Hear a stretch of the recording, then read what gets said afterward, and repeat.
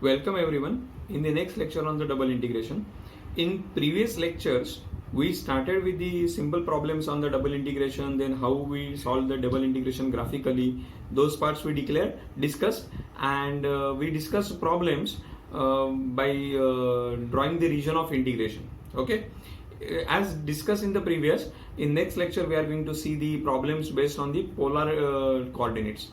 So let's move to the problems based on polar coordinates. Everyone, in the next lecture on double integration, polar coordinates as discussed, see what exactly going to happen here is exactly same as the Cartesian.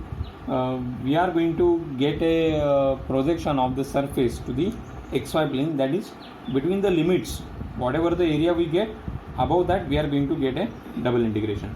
Suppose those area is bounded by the curve r is equal to f1 of theta and r is equal to f2 of theta, and which is in between the limits theta is equal to alpha and theta is equal to beta. So that means what situation I get, some x-axis and y-axis part is given, and in the first quadrant we would like to discuss this.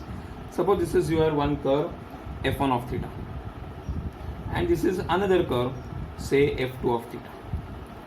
Now here is the limit given as alpha and the beta. Okay, out of this the angle made by this line is say alpha and this line is say beta. Okay, now actually your region of integration is this. This is your region of integration.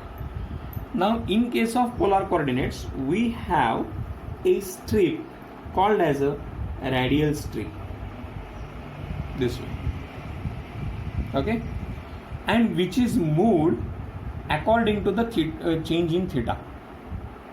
The length of the radial strip is of course r, and its movement is in this direction, anti-clockwise direction. That means we rotate it by angle theta. Are you clear with that? So now sometimes this complete strip will come inside your region of integration, or some portion of the strip will come inside the region of integration.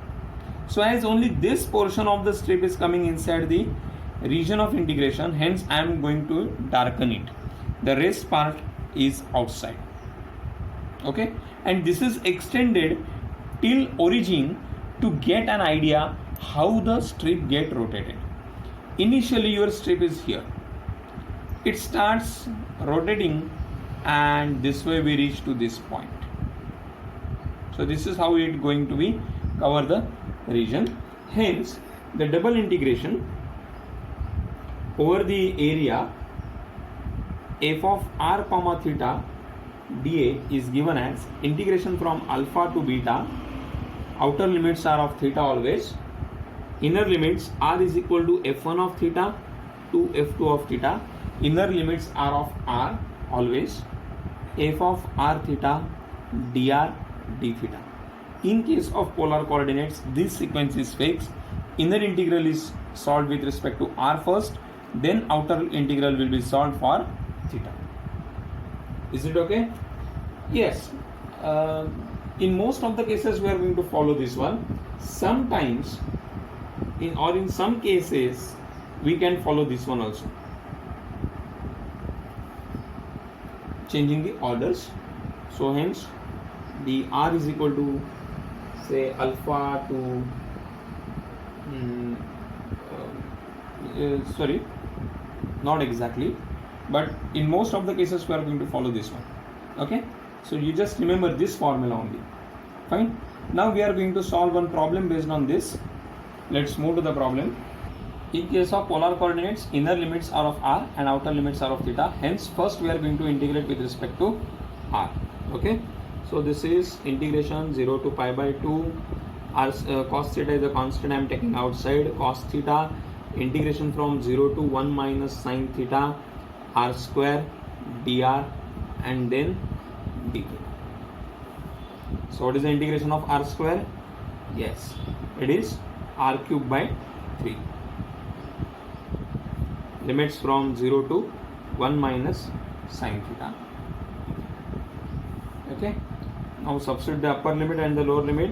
Integration from 0 to pi by 2 cos theta. This is 1 minus sin theta bracket cube. The 1 by 3 is constant, I am taking outside. For lower limit, this term is going to be a 0 d theta. Okay, now what? We make a substitution. 1 minus sin theta is equal to t. What is the derivative of this? Yes, what is the derivative of sin theta? Keep minus sign as it is. Derivative of sin theta is cos theta. Derivative of theta is d theta is equal to dt. Hence it is cos theta d theta is equal to minus dt. Now what is change in the limits? For theta the limits are 0 and pi by 2. For t, what is the change? When I substitute t as 0 here, we get 1 minus sin 0. Sin 0 is 0. So 1 minus 0. Yes, 1 minus 0, 1. Next is, next limit is, means upper limit is pi by 2. When I substitute here, sin pi by 2 is 1. 1 minus 1 becomes 0. So hence my integral I becomes 1 by 3. Integration from 1 to 0. Cos theta d theta will be replaced by minus dt. 1 minus sin theta is replaced by t cube. Now this minus sign we absorb here, and to get the reverse of the integrals limit. So this is integration from 0 to 1 t cube dt. What is the integration of t cube? T raised to 4 upon 4. Limits from 0 to 1. Hence we get 1 by 3 into 1 by 4. That gives 1 by 12.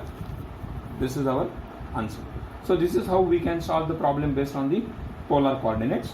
In next lecture we are going to discuss the problems based on change the order of integration and evaluate. So this is a very important topic from your examination point of view. Till that, you just revise all our previous lectures based on the double integration. Thank you.